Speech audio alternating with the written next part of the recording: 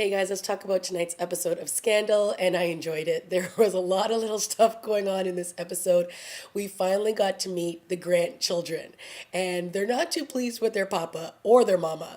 Obviously, we know they've been away at boarding school, and they've come home and they have to do a scheduled sit down interview, and Olivia is running around the place trying to do damage control because she's trying to push this interview back. The kids don't want to do it. Things are coming out. People are finding out secrets about their parents. It's crazy. So we all know that Mellie has been getting kind of hot and heavy with Andrew. And in this episode, the jig is up. Their daughter Karen walks in, and apparently Mama Mellie was on her knees doing some unfavorable things to, as she said, Uncle Andrew. So, not a good look for Mellie in this episode.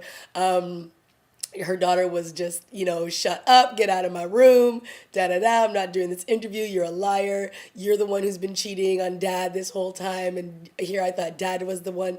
And it was just like bad for Mellie in this episode. And then the son, Jerry, is like, I don't know what he's up to, but he is up to no good either. He's, buying like opposition T-shirts. He's like putting up the word on like political things that are opposed to his dad's campaign. So he's just being a troublemaker in his own right. But these kids are acting out. This is the first time we've met them, and they're teenagers, and we all know how rebellious teenagers can be. So of course Olivia and her team is like running background checks on them to see what these kids have been up to, and this is when she pretty much finds out like the inside track on them. So remember last week when I did my review and I said, oh, how sweet Fitz was and how much he had turned a corner, and he showed this really sensitive side when it came to Cyrus and of course the death of James. Well, that was pretty short lived because he was full force screaming up and down the place at Mellie in this episode to the point where I was like, you need to simmer down, because if he ever finds out the truth about what went down with Grant Sr., it's just unbelievable that Mellie has been able to hold her tongue this whole time. And he was just ripping into her, saying that it was her fault why they're. I mean, I can understand that he wouldn't know any different because she's never corrected him. All he knows was that 10 years ago, well, it's more than 10 years, but back when, before they were having their issues, there was 10 years where she just wouldn't be intimate with him, and we all know why that is. And, he's blaming it back on thinking that that is when she fell for Andrew and was no longer interested in being married to him, and that is where the betrayal started. So, the reason why he moved on and started to like Olivia was because she had been frigid, and we all know that that's not the truth. It's just that she felt ashamed and embarrassed and humiliated and violated, hello, by Fitz's father, and he doesn't know this. And when that secret finally does come out, yikes.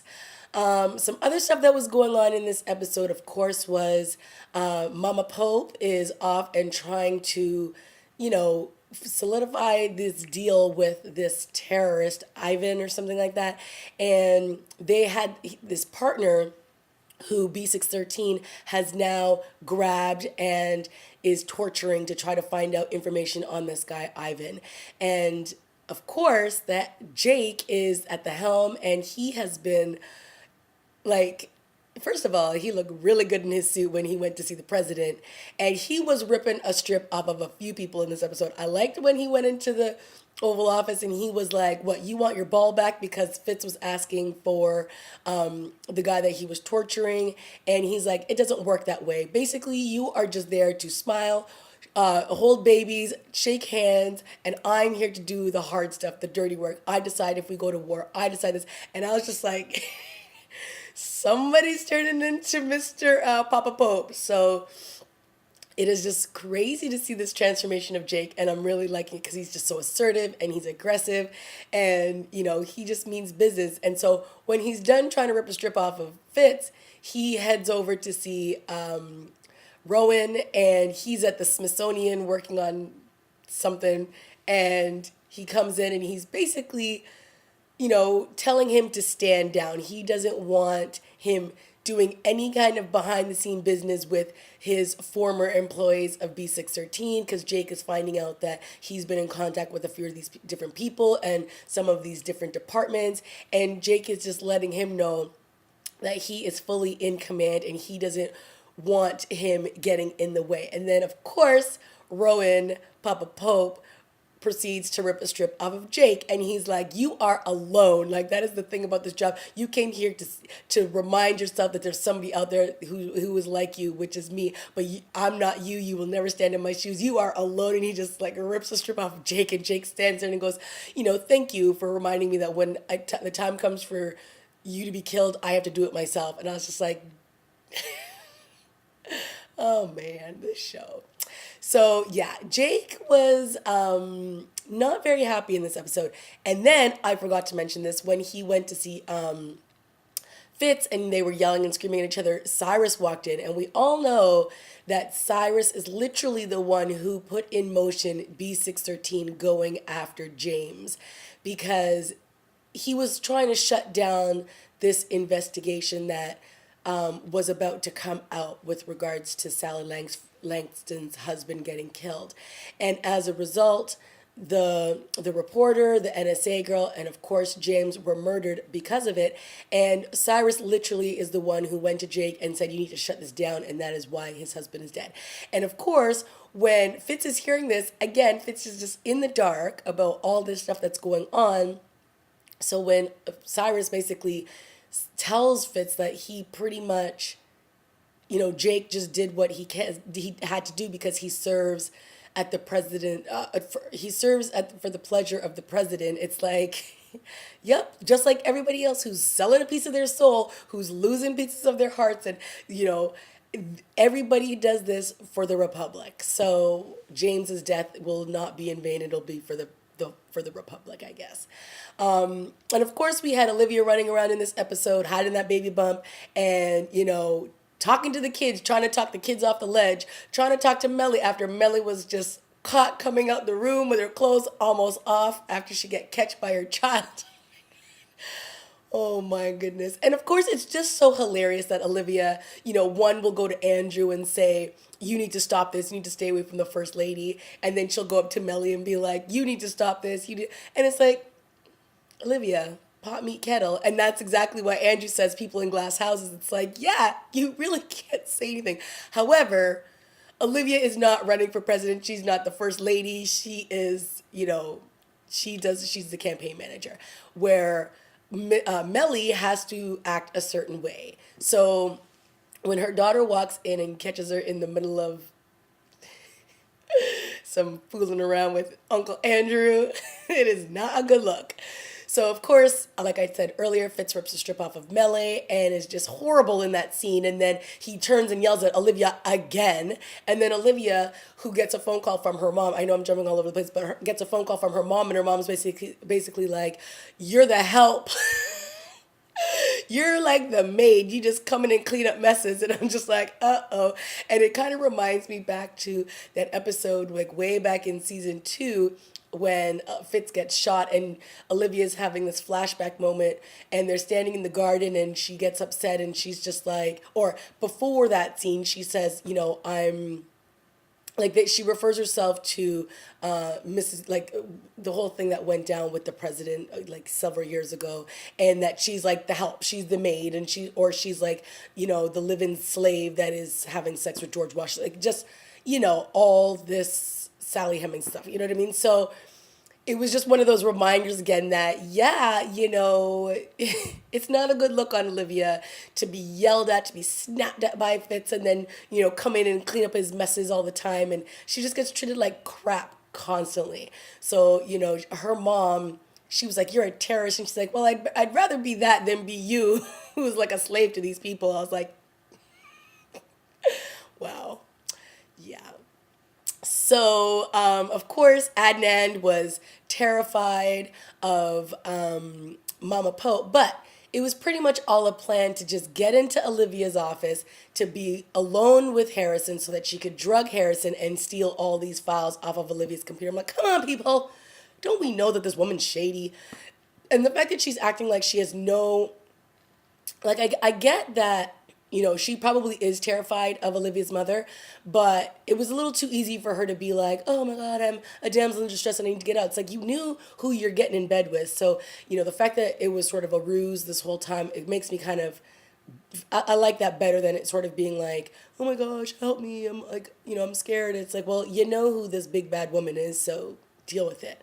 And then, of course, we had David Rosen helping the team, and the team was busy trying to find information on B613. And of course, Rowan calls Olivia, and he's basically like, "Stand down. You are in you." They have spies everywhere, and this is why Jake went to Rowan, because Rowan is finding out that Olivia and her people are trying to investigate and find out information on B613, because that is now their new goal, to take down this spy organization. And of course, this leads us to Huck basically going to Olivia saying, we have to get Quinn out first. And this leads to the most dysfunctional pairing couple. I just don't even know what to say, people. Okay, here's my thing. I actually like Charlie and Quinn. But now Charlie's starting to go a little cuckoo for Cocoa Puffs, and he's starting to get a little creepy. He's asking a lot of questions about what Huck did when he was in the place, and he's like really grilling Quinn on, what happened. And now he's all like, you should move in with me. And then by the end of the episode, he's like, I'm moved into your place because now I can protect you from Huck. And it's like, I think she has put herself into a cuckoo for Cocoa Puffs sandwich, okay, people, between Huck being crazy and Charlie being crazy, and then Quinn licking off Huck's face and kissing him. Oh, that kiss. I just need to erase it from my brain, okay? It was just, Shonda, what are you doing with this pairing? Because ew.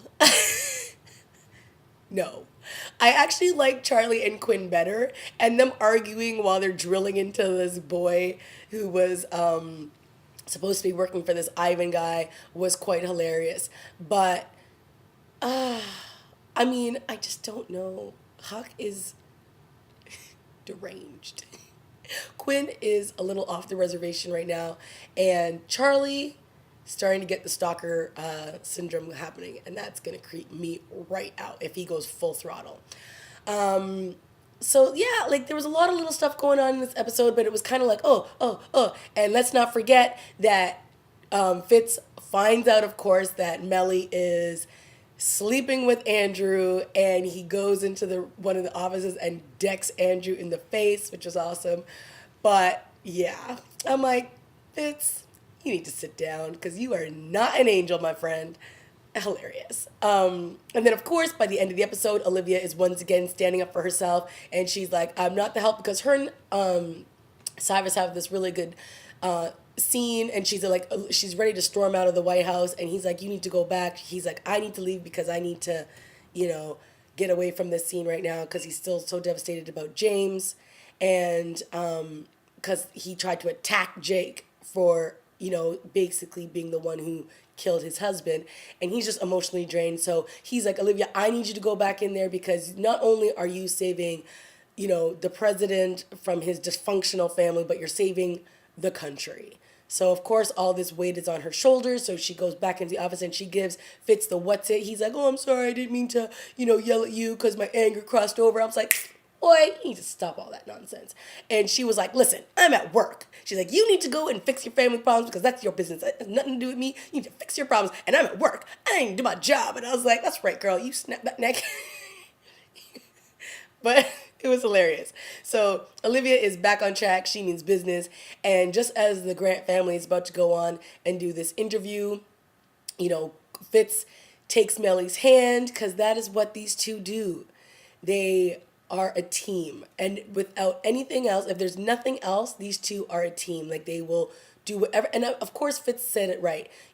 She married him, she doesn't really love him, but she's out for political interests, and that's fine. So they know what the end game is for each other, and so when they hold hands and they go in to talk to their kids, and then they go out and they march out to do that interview, it's like, we're gonna do what we need to do as a team. We may not like each other right now, but this is game on. And then Olivia gets a call from her dad, and he's like, you want to know where the money is coming from for to fund B613. It's not just coming from one organization, it's coming from all of them. So it's like So how many heads of the monster are we gonna have to kill to take down B613? Right. So Rowan actually says to Olivia, you know, we're family and family sticks together. And then it's like, boom, cut to black. So what does this mean? Is Rowan like softening up? Is he just gonna let go of all of his anger? Is he done being bitter at the fact that he was taken out of command control? We'll see what happens. Jake is a man alone right now, and he is not a happy guy. And he is just run an organization like he is a beast. And oh, one other thing I wanted to point out was when Charlie and Quinn had come back with the information on the guy that they had tortured. He, oh, and you see the Adnan situation start to play out, and she goes back and they're on surveillance. Oh, is it that scene where they're on surveillance? Oh, no, no, no, sorry. These are two separate scenes. But there was a scene when Quinn and Charlie were in Jake's office, and he's like, yeah, good job, guys. And then they go to leave, and he's like, Quinn, stay behind. I need to talk to you. And of course, Charlie closes the door, and you can just see that look on his face like he's getting jealous. Because all of a sudden now Quinn is becoming like number one. You know what I mean? I mean, obviously it's a little bit early for that, but you can just see that there's going to be a problem there. Because, you know, Charlie was all like, yeah, I'll take you under my wing. I'll teach you some things. You know, he was like, you like Batman and Spider-Man or super, like, you know, Batman and Robin kind of thing. Because he kept calling her Robin. But now, you know, what's his name's calling on him to do his own her own thing. And of course, that's when she goes to meet with Huck, because she has to tell Huck to stand down because Huck's been beating up these B613 operatives. And this is when they have that awkward scene, and she's just, okay. The one thing I do like with this Quinn thing is that she does keep bringing up the licking of the face, because that was so disturbing back when Huck did that to her. So the fact that she's like, you know, you licked my face and you ripped out my molars and then you stuck your tongue down my throat and that is supposed to make it all good. And then she licks his face like slow and just, and then she kisses him and then they kiss and then they stick their tongue out. I was just like, blah. So not good. Then she goes home and she sees Charlie in her place. So she's got problems. And then by the end of the episode, like I said, you know, Rowan has, oh, sorry. This is what I meant to say. Jake has surveillance on Adnan meeting with Olivia's mother and Ivan. And they're basically saying, what do we do? Like, do we take him out? Do we do the kill order? And he's like, no, let's wait. Let's see how this plays out. So B613 has their eyes on Adnan and Olivia's mom. Should be interesting to see where we go from here. Guys, another good episode. Lots going on. We finally got to meet the Pope, the Grant kids, and they were a handful. Poor Olivia running all up and down that White House. All right, let me know what you guys thought of this episode. Leave a comment down below, and I will see you guys next week. Bye.